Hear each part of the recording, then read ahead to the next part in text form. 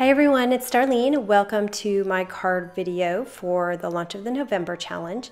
I'm using this new special technique where you can create a halo around your die. I'm using this Corbel tree collage and my Inktense pencils. I'm really just using one pencil for each card that I'm making.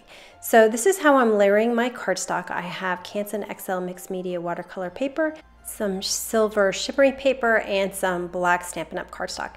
Each one of these layers has a 1/8 of an inch mat all the way around, and my top Canson XL watercolor paper is 3 1/4 by 4 5/8. You can eyeball this if you want, but I like to measure everything.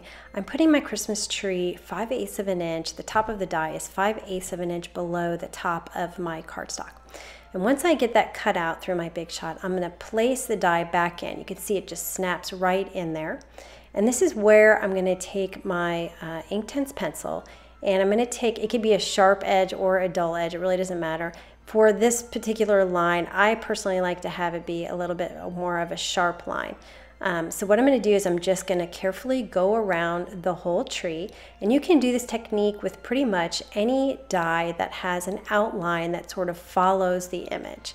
And as you can see, this has all the curves of what the die actually looks like when it's cut out. I've got this in real time here, so you're seeing how long it takes me to draw all the way around here. If you make a mistake and you go outside, kind of too far out from the die, it's okay because we're going to be actually coloring a little bit outside. And I've done that a few times because I've made a few of these cards here and it works out just fine. So just get as close as you can to the die.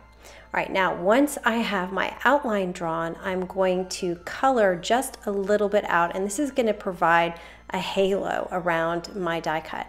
So I'm using my pencil straight up and down, like perpendicular to my tabletop. And the reason why I'm doing that is because it provides me with the dullest edge of my pencil. If I use a sharp edge, then it's going to kind of dig into my cardstock and create grooves, which I don't want because I want this to be blended outward once I add water to it. So I'm not pressing too hard, I'm just being pretty light-handed, and I'm applying the color in a circular motion. So just kind of baby circles all the way around this tree.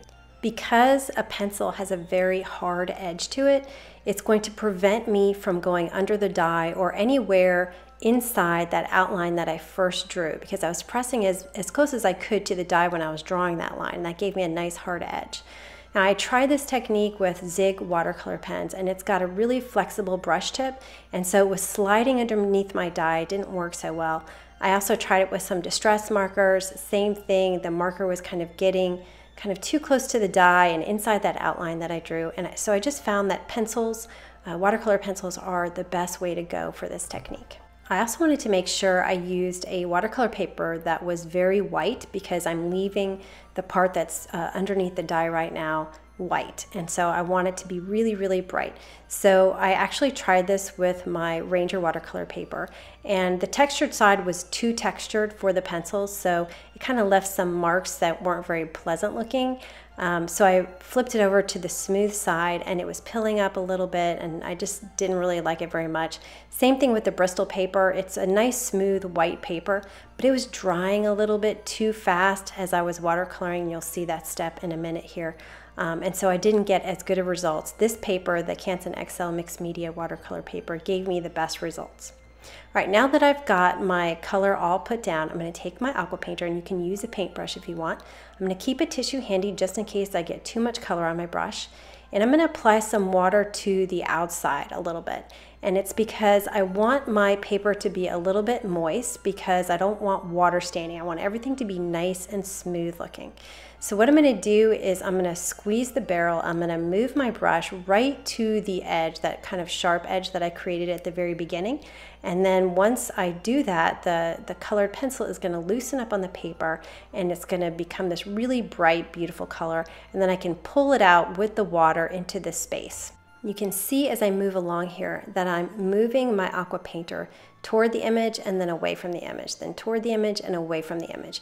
And the reason why I keep doing that is because I'm trying to prevent any water staining. So I need to keep that color wet. So if I let it dry, I'm going to get some purple lines, and I don't want that. So I'm just going to keep moving in and out to make sure that my paper stays wet. This is my favorite watercolor brush. It's called an Aqua Painter by Stampin' Up. It comes two in a pack. There's a wide and a thin. This one's actually the thin one. It's my favorite one. I use it for pretty much all applications.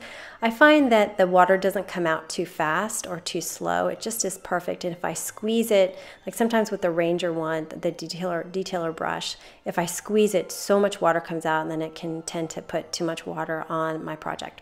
I've had this particular brush for probably, I want to say around 7 years, something like that. So they do last quite a bit of time. As I'm getting to the end of my coloring here, you'll notice that my purple is darker, and I think it's just because I have so much more colored pencil on my Aqua Painter. So I just kind of wrapped it around a little bit more. But what you can do, I wanted to add a little bit more purple, is you can pull a little bit off the tip of your pencil. It won't ruin the pencil at all. I love these Inktense pencils. I haven't used them in a long time, so I was excited about getting them out. But what I'm doing is I'm kind of tapping it on my craft mat a little bit just to make sure I don't put too much purple on there, because you want it to be pretty faint as it comes out, because then it'll really highlight that halo around the die.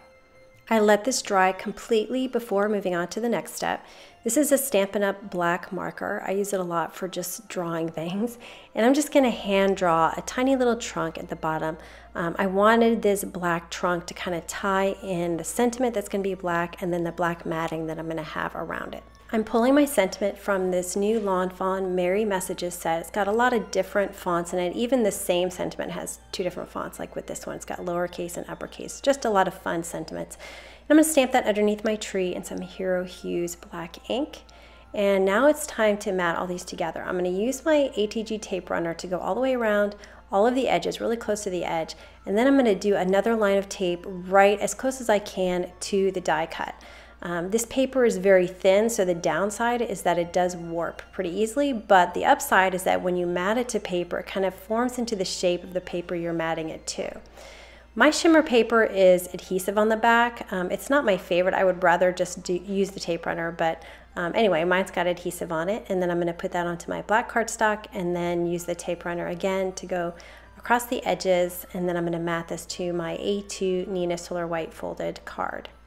And that is the card, so you get the nice shimmery behind the die and the halo of the purple, and you can do this with all different colors. I have a couple of other ones on the blog, and you can see photos of them up close. I did one with some gold and some red and then silver and green. So anyway, it was pretty quick and easy to do, not too hard, and it's pretty effective, so I hope you'll try it, and I will see you next time. Thanks for watching.